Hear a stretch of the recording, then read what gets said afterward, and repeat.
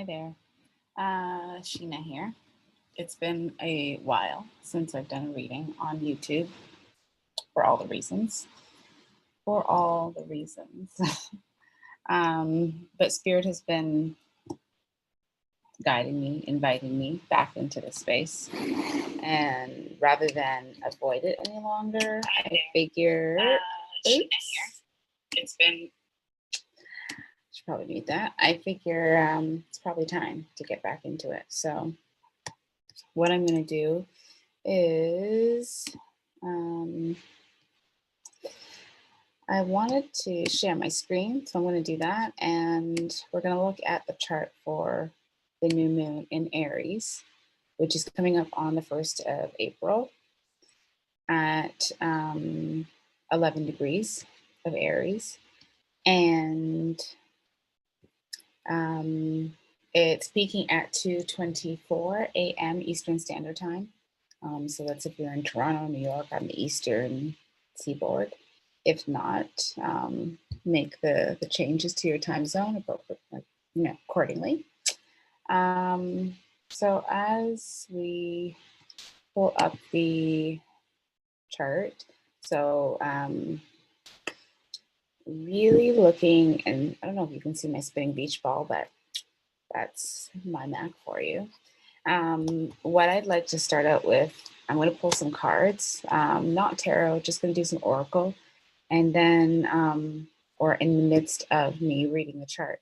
So the reason that I wanted to read the chart is because, here's a card that popped out, is because my gift is, let's see, my gift is different and unique, as is everyone else's. I do have a supreme gift in being able to scry. I used to say channel natal charts, birth charts, astrology.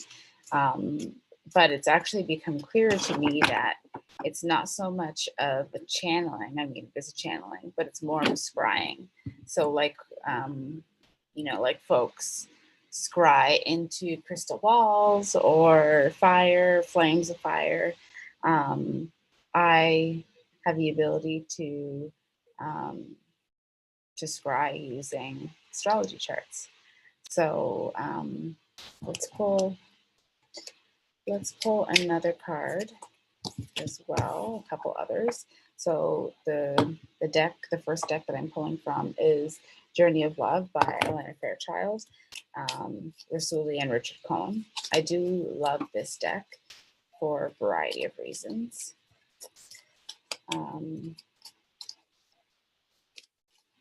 Get into all the reasons, but they are very spiritually guided. So we have two cards right on. One is 35 and the other one is 24. So the first card that I pulled out, 35, is intimacy. Your vulnerability is the key to your growing spirituality. Now is the time to share yourself openly, without pretense or defensiveness. Let down the barriers that have held you apart from another, from the divine, from the world, and let yourself be held by the experiences of your life without needing to defend against them. Expect nothing and be open to receive everything. Your vulnerability is your way forward now. You are learning that you have enough strength to truly surrender.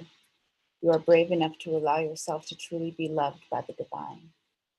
The message of this oracle is that you have recently opened yourself up in new ways to meet the world and your loved ones, or are considering doing so in order to share something of yourself with another. Do it. You are ready to be seen and received more than ever. And isn't that funny that this is the first card that comes out after I've won? Personally, I mean, this is just an example. After I've been away from doing readings, recorded readings. Well, I have been doing readings. I have been doing recorded readings, but not on YouTube. And so coming back into this space, the intimacy, And, you know, of course, we could think of intimacy as in being in partnership, but intimacy really starts with the self, right? Um, and if we can show of ourselves, um, that in itself is being intimate, the vulnerability piece. Let's go on to the next card. So the next card is the spaces between words. When we look for guidance, we often look for words that clarify, reassure, and help us to find our authentic path through the chaos. Yet there is also guidance in the spaces between the words, between each letter, between all the happenings in our lives, where there's nothing to be said, where there are no lines to be colored in, where there is just openness. Those are the times when we need to freestyle. We need to do or not do based on what is happening for us right in the moment. Often there's far less to do than we think. Often we don't need to think. There is a space forming around you now. Sometimes when we sense this subconsciously, we feel exhilarated and excited, anxious and nervous, and not even sure why. There is a sense perhaps that we wouldn't mind having a map of this unknown terrain. Or perhaps we are happy to wing it and make it up as we go. Either way, there is space to just be. It is a receiver for the divine presence, sorry. If you have a lot of space of unknowing around you now or within you, then know that there is a lot of divine presence to be received. It can't be explained really. It happens between the words, and yet without it, there wouldn't be any words, any guidance at all. The oracle speaks to you. Enter the space and let go, for your time to receive is upon you. Be blessed. It's exciting.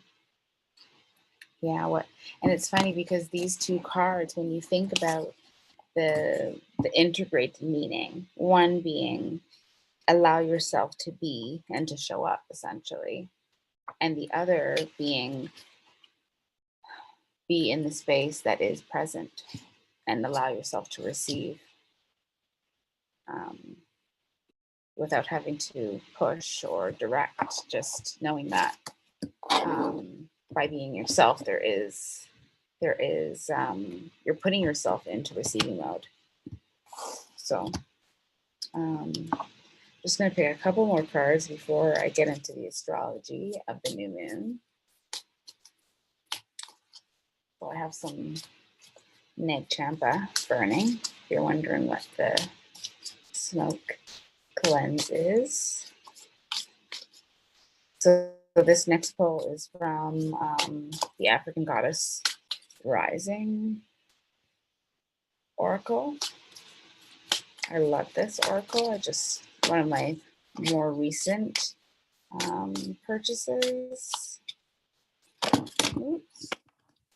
Well, it's definitely seasons. Nana Bulaku.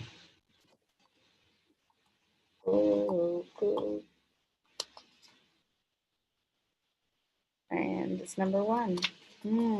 Perfect alignment for the new moon in Aries. So the new moon in Aries, you have entered a new cycle that is very old. Allow yourself to become present. Trust in divine timing. Don't be in such a hurry. There are no shortcuts here. Are you ready for a new beginning? You are in or entering a new season that will force you to evolve. This is a time of major transition. You are not stuck. You are holding on to old patterns. Change can be terrifying. Allow yourself to be mentored. When you choose a new path, you are ripe for self sabotage. A commitment test from the universe may pop up to delay this new pathway. Stay the course. Your time is now. And the goddess declaration is I am limitless. And here is the image of the card.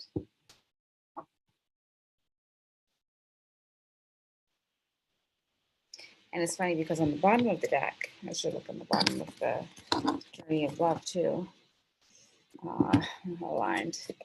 This one is Riding the Cosmic Wave, and which is very much about being present and showing up in all of your vulnerability and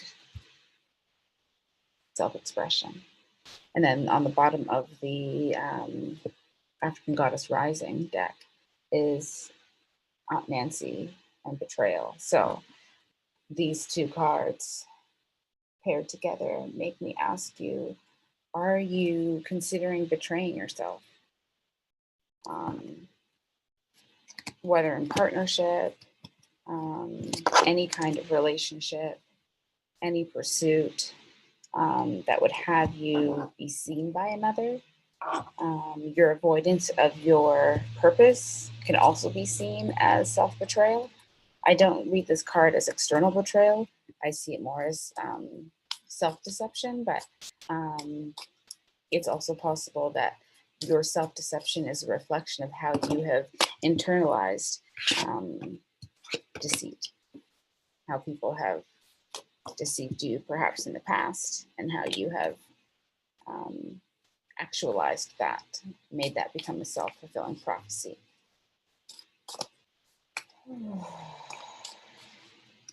And so the next card, or the next deck, is from the Crystal Oracle deck. I forget who this is by. Oops. Okay. So the first two cards that pulled out, perfect. Flexibility, Brazilianite.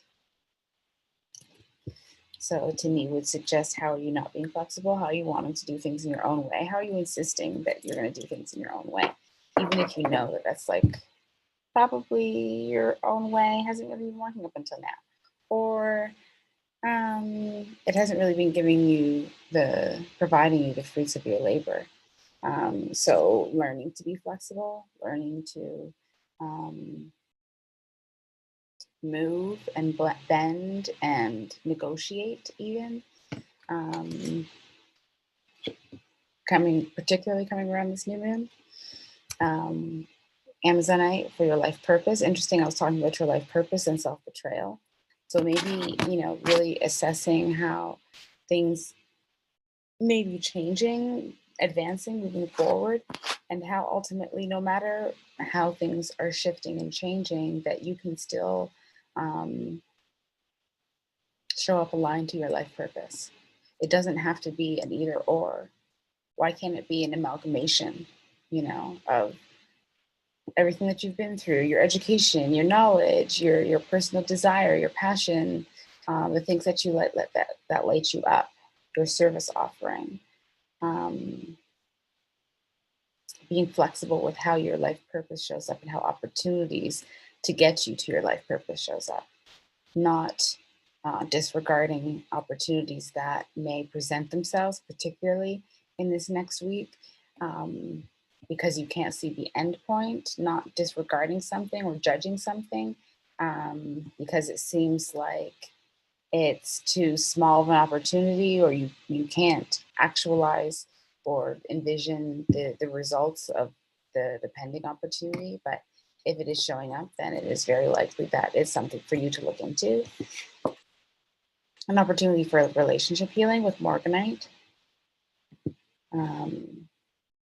There could be someone that comes in that reflects where you are in relationship healing, and what it is that you need to move forward in relationships consciously, lovingly, intentionally. And then the last card is Fire Agate, or creativity. So using your creative faculties, your creative outlets, your passions to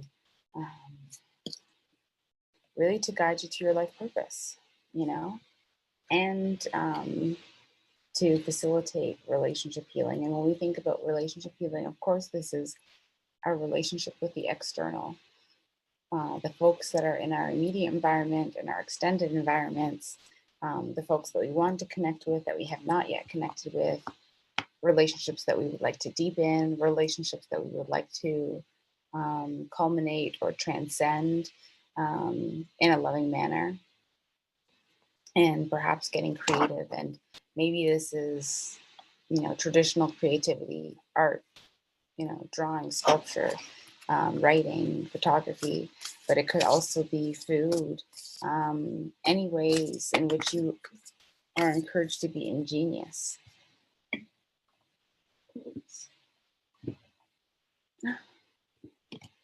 Mhm. I'll show you that card in a second. So this last card is from the Moonology deck. Moonology by Yasmin Boland.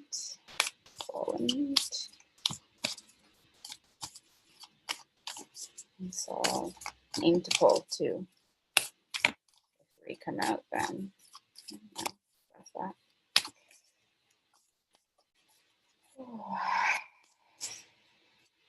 I didn't look to see what was at the bottom of the crystal oracle, but I'll do that now. Self-love. Kunzite. Kunzite.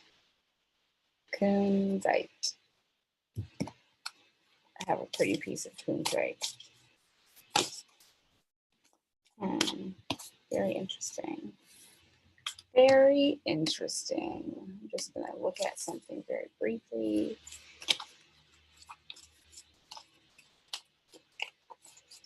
So the full moon.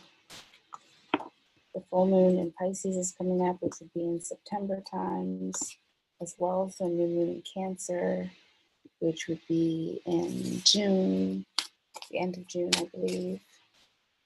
So just going to the 2022 Success Planner Lunar Guidance that I put together for the Success System Planner. If you don't know the Success System, you can find them on IG. So that is the Success System _ I'll try to remember to tag it.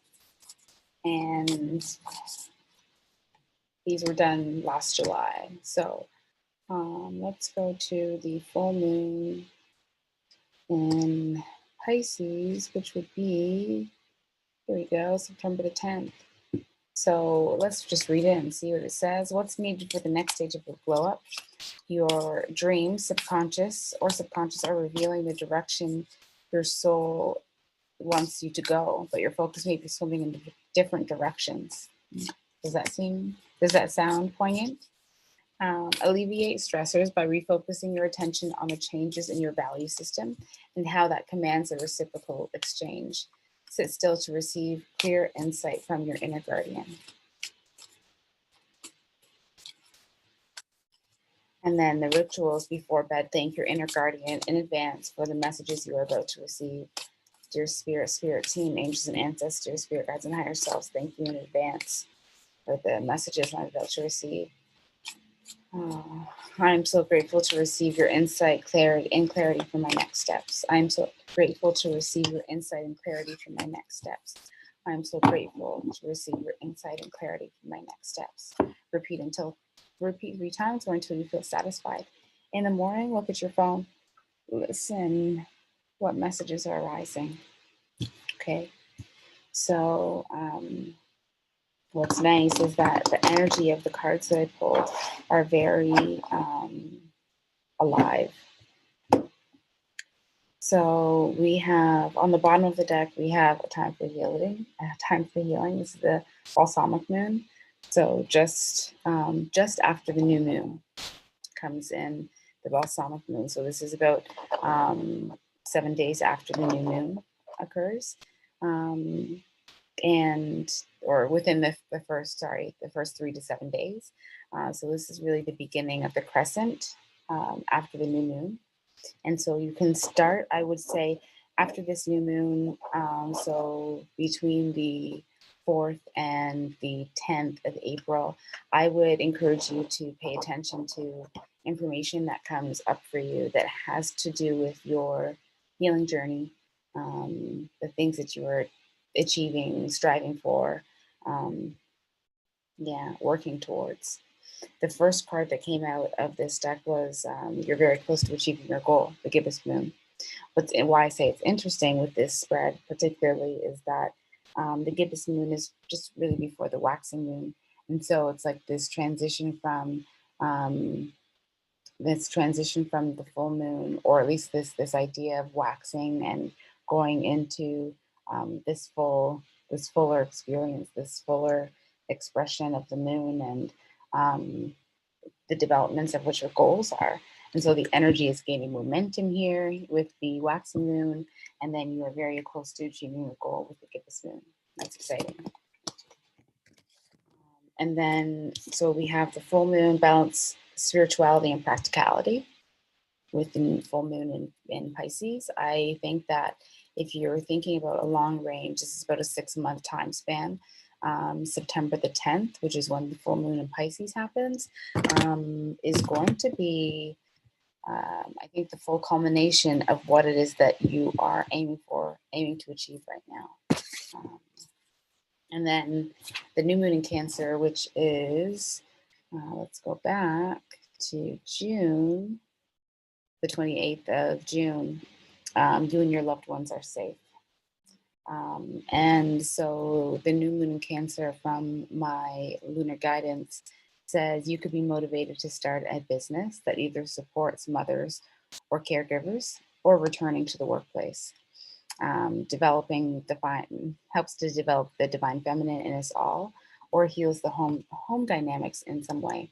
Home-based businesses will skyrocket at this time, and those with a focus on family, land, or communal living will blossom out of the need to collaborate for greater success. So there could be a family gathering, an opportunity to connect or build with family as well, whether that's actual building like a home or combining your resources. So I would probably say too that combining your resources with your family, whether it's your family of origin, the family that you've created, soul family, that you have the ability to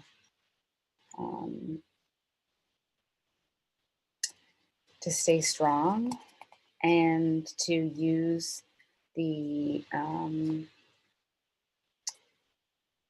blessings, I guess, that are available, but in a collective sense. So knowing that you can't do, or you really don't want to do things on your own, you want to be able to have a community of people around you that can support you and that you can barter and exchange with, whether that's inside your family or outside your family. So, okay. So then now we're just going to look at the new moon in Aries that's coming up on the 1st. And so I have, if you can notice, I have, we're in Toronto at 2:24 a.m. And so the full moon is in Aries. Sorry, the new moon is in Aries, my bad. And the ascendant of this new moon is Capricorn. So this emotional, really drive, enlightenment, invigoration almost to build, to continue to find the right leaders, leadership mentors, people that you can grow with, you can build with, you can partner with. So this, of course, could be business, but as well as relationships. So romantic relationships for sure. So of course, if we have passion and personal enjoyment, I oftentimes think Aries is such a sexual sign, a passionate sign. And I mean, of course, you know, fire signs are known to be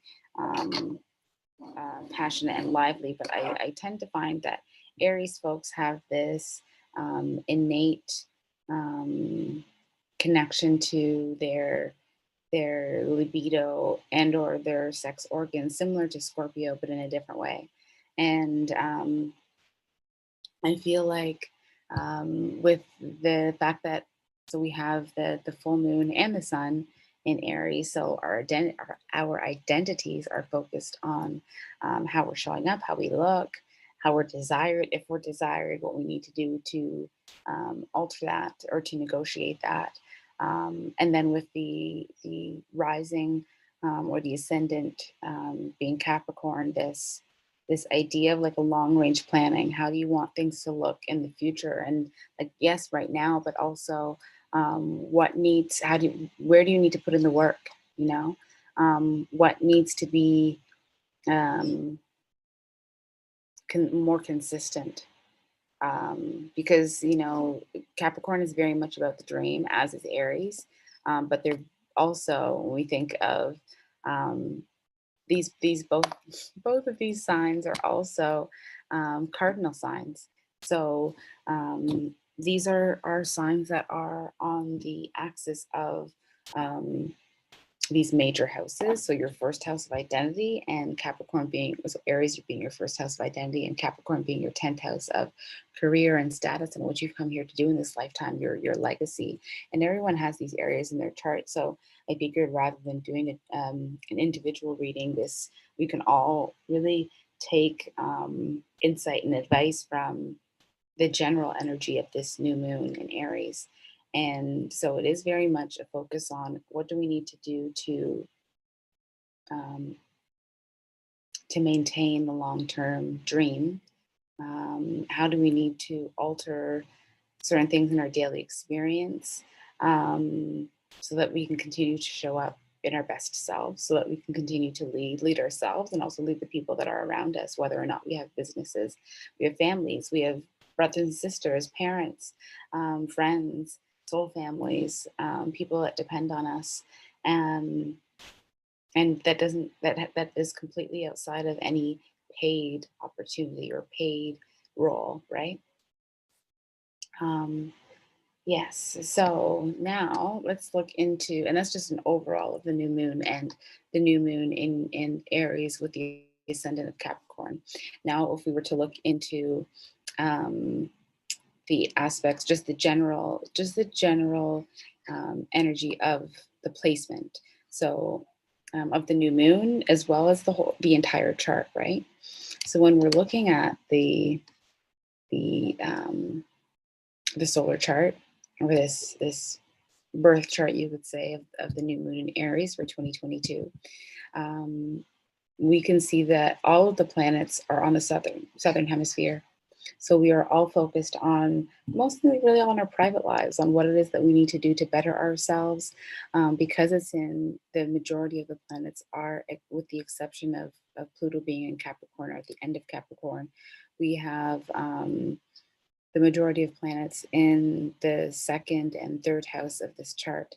Um, so, and then on the other side, Uranus hitting the fourth house. So between the first house and the fourth house, we're really focused on our home, our families, our identity, where we grew up, how our families of origin are managing, how we can help them. Also to really recognizing our value system, and how that has been influenced and or negotiated by the ways in which we were brought up, the expectations by our family of origin, most particularly, and how that still affects and or contradicts our value system in some way. So let's see what's interesting. So we'll just kind of go around the bowl of the chart, at the bottom of the chart. So like I was saying, you notice that, or I'll indicate that Pluto, the series of planets, so all of these planets that are um, just at the ascendant, and then all the way around to the fifth house, are planetary points and or um, uh, asteroids. They're not actually planetary bodies. Just going to turn on my light for a second. And or planetary bodies. Oh, that's better. So starting with, we have part of fortune here. Part of fortune is a part is a planetary focal point, really, that really gives us indication into where there is an opportunity for us to delve into, to dig into, and it being right on the ascendant would indicate that we have a lot more to discover about ourselves, about what it is that we've come here to offer, and about our passions. I think we're learning a lot more about, and it's not even learning, it's really, I think, an acceptance of what brings us joy, of what makes us feel alive, of what makes us feel emboldened. Um, and I think through that investigation or assessment and reflection, witnessing, um, being able to step into opportunities that may show up that really reflect on who you are, what you come into this lifetime to do, but also more like remembering your joy and how important that is to remember your joy, particularly right now. I mean, always, but particularly right now. And then moving into Pluto at the end of Capricorn, and it is sextiling Neptune at 23 degrees in Pisces. So there is definitely an opportunity to, um, when we think about like delving and discovering and really being able to use aspects of our personality that may have felt awkward or taboo, or we can just keep that under the surface. People don't need to know about like my sex life or how I have overcome trauma or pain.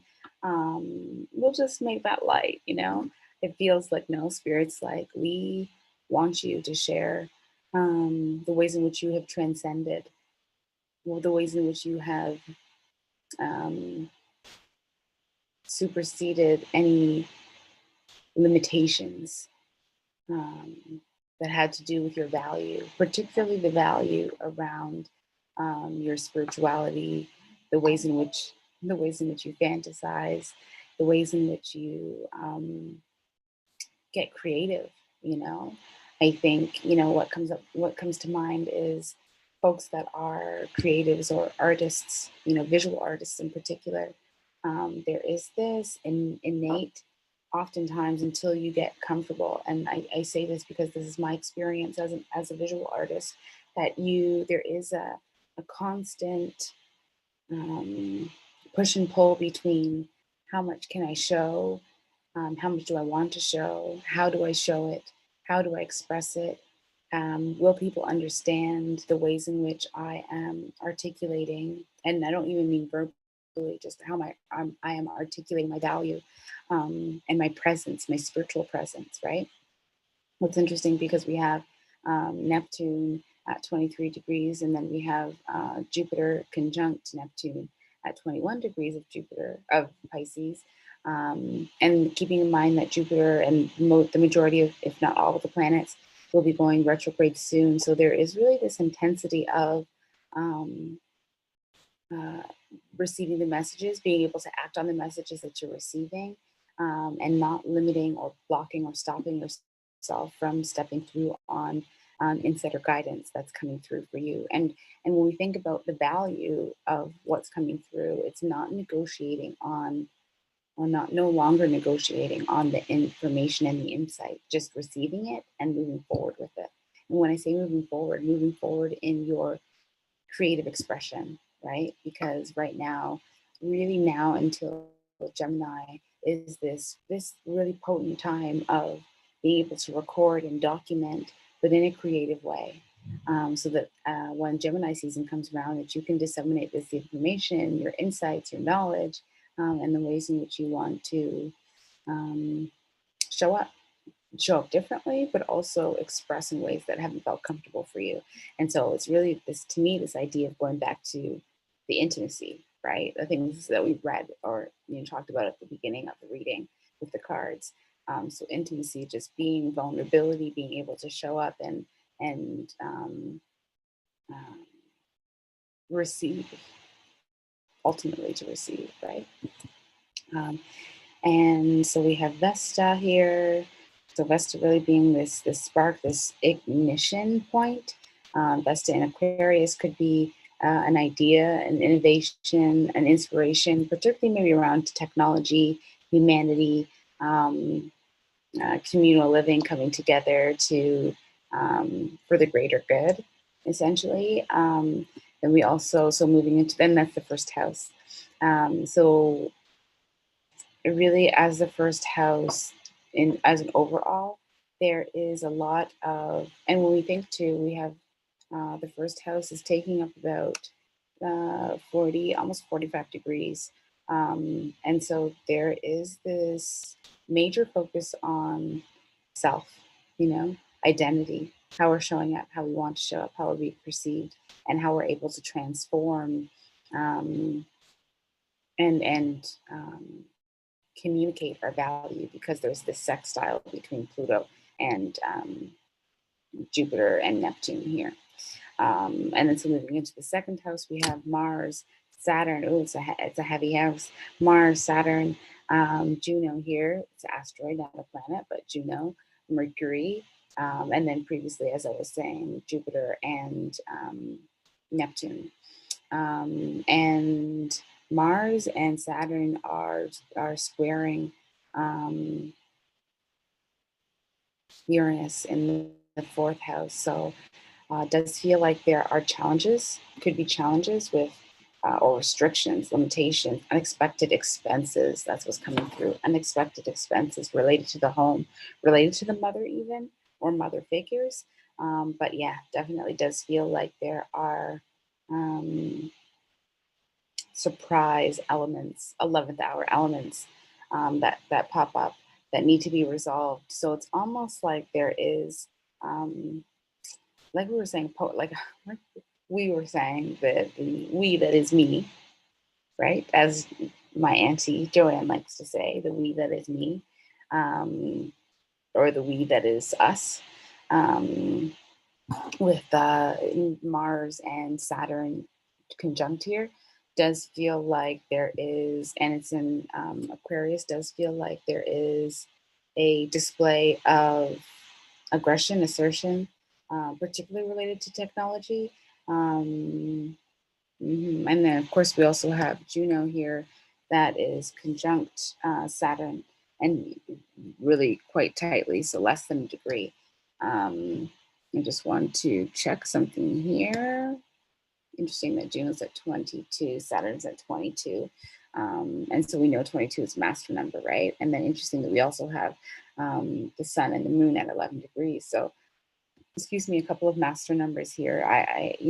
As a astrologer and someone that's also into numerology or studies numerology, I can't overlook the synchronicity of having two 22s and two 11s. To me, that would really signify that there is a desire for partnership. And under this, and underlying this desire for partnership is this recognition or realization that um, values, the value systems that we have, um, and how they're reflective of our home experience, of our upbringing, of the lives that we want to live, of the lives that we currently live. Um, there is maybe a conflict and or a reconciliation that needs to happen between the actuality of what's coming in, of what's being spent, of um, the potential, right? But also to how we need to lead ourselves, how we need to lead in our own lives, lead, yes, first and foremost ourselves, but also like the people that are around us, um, and being able to do this in a way of conscious emotional leadership, right? So not being heavy-handed or being mindful of those that are um, imposing their limitations, restrictions, thought processes on other people that particularly um, have to do with the mother, the home, maternal figures, and ways too, because of the energy of the new moon, um, how we may be stepping away from or really attempting to unsubscribe from um, disempowered feminine expressions. So this is besides any gender, but when we think about the feminine or the nighttime energy, this could be another way to explain it.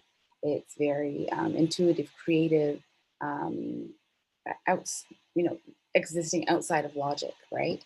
Um, and in the fourth house, there could be ways in which, and this is outside of the new moon, right? These are things that are happening around us while this new moon is happening, because the real focus is on communication and how we are communicating our best selves and how we are showing up as our best selves despite anything that may have happened.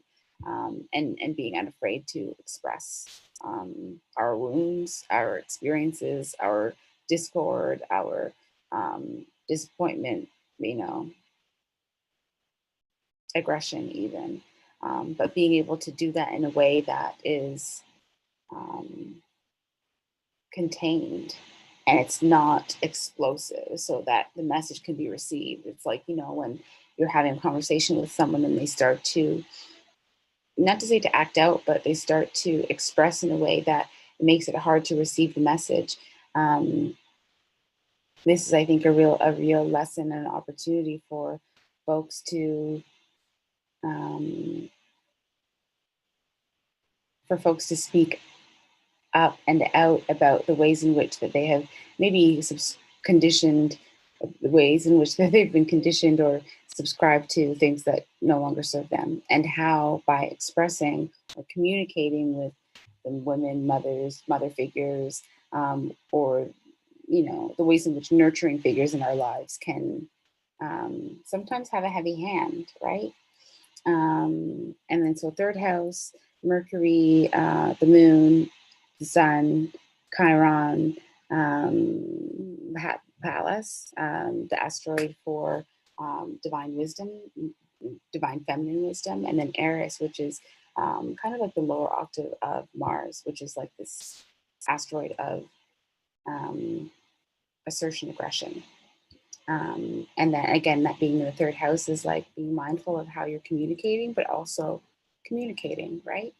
And then lastly, we have Uranus in the fourth house. So watching out for how the home might be shifting, changing, or um, unpredictably shifting and moving forward in some way.